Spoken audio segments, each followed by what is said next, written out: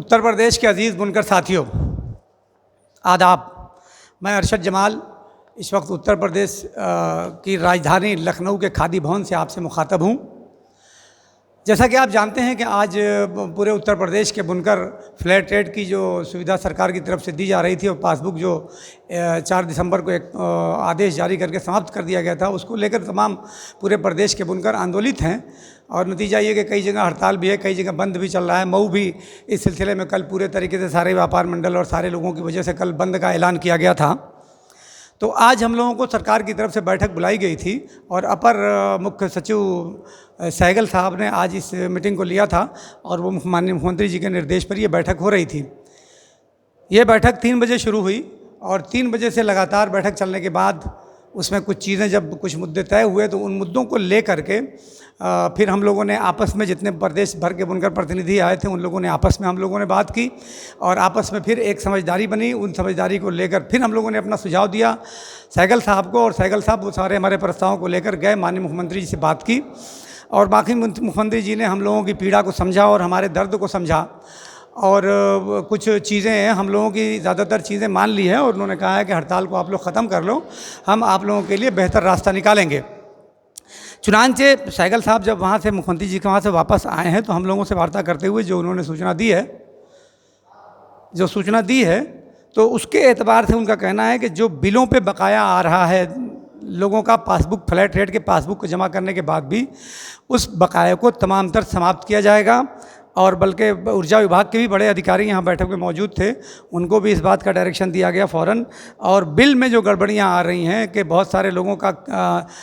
Load अलग है और उनकी बिलिंग उससे कहीं ज़्यादा आ रही है, तो उन लोगों के लोड को भी दुरुस्त करने के लिए आदेश हुआ है। और जिन लोगों का इस बीच में कनेक्शन लोगों ने काटा है वो कनेक्शन भी बात हो गई कि वो कनेक्शन भी बहाल किया जाएगा। जिनकी आरसी कटी है वो आरसी को भी वापस करेगी। और जब तक कोई व्यवस्था नई सरकार की तरफ से नहीं बन जाती है तब तक सरकार जुलाई तक जो पुरानी व्यवस्था के एतबार से, यानी फ्लैट रेट के 72 रुपये का जो रेट था उसी एतबार से फ्लैट रेट का पासबुक जुलाई तक लेगी।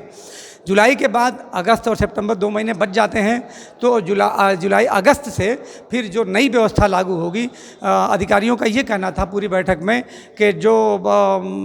एक शासनादेश 2006 का है और एक शासनादेश दिसंबर 2019 का है और पहले वाले पर भी सरकार को प्रॉब्लम है, दूसरे वाले पर बुनकरों को प्रॉब्लम है। तो दोनों के बीच में ये सहमति बनी है कि दोनों के बीच का कोई ऐसा रास्ता निकाला जाएगा जिससे बुनकरों को कोई समस्या ना हो। हम लोगों ने ये बात बहुत स्पष्ट तरीके से कह दी है कि फ्लैट रेट के अलावा हम लोगों को दूसरी किसी प्रकार की कोई भी चीज़ मंजूर नहीं है। सरकार का ये भी कहना था कि तमाम चीज़ों के बिजली के रेट उस वक्त 3-4 रुपये था और आज की डेट में 8-9 रुपया बढ़ गया। तो हम लोगों ने भी कहा कि बेसिक है, जिस तरह से किसानों के फ्लैट रेट में इजाफा हुआ है उसी तरह से आप भी फ्लैट रेट का हमारा रेट में को बढ़ा लीजिए, सरकार जो उचित समझे। तो मिला जुला के आखिरी बात उसके लिए जो बात तय हुई है कि अभी जो पुरानी व्यवस्था चल रही है उसी हिसाब से जुलाई 2020 तक का बिल आप लोगों का, बुनकरों का जमा होगा और जितने लोगों के कनेक्शन काटे गए हैं वो कनेक्शन बहाल किए जाएंगे। जिन लोगों के अकाउंट में बकाया पैसा, फ्लैट रेट का पैसा जमा करने के बाद भी बकाया शो कर रहा है, वो सब बकाया सरकार के द्वारा ख़त्म किया जाएगा और जो बिलों में जो गड़बड़ी है उन बिलों को ख़त्म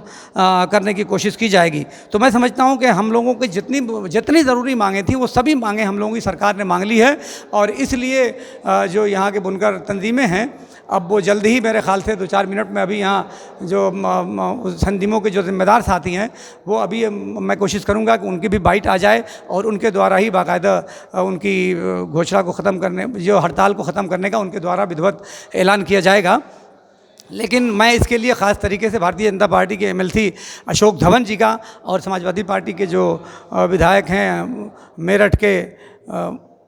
रफ़ीक अंसारी साहब का भी बहुत शुक्रगुजार हूँ और इसके अलावा जितने भी तमाम तंजीमें ने इस क्षेत्र में काम किया, ख़ास तरीके से इफ्तिखार अंसारी साहब ने भी बहुत इसमें मेहनत की, मैं उनका भी शुक्रिया अदा करता हूँ। लेकिन तमाम तंजीमों ने अपने अपने स्तर से बहुत मेहनत की है, इसलिए तमाम लोगों का शुक्रिया है और हम ख़ास तरीके से माननीय मुख्यमंत्री जी के बेहद शुक्रगुजार हैं कि आपने हम लोगों की पीड़ा को समझा है। हम लोग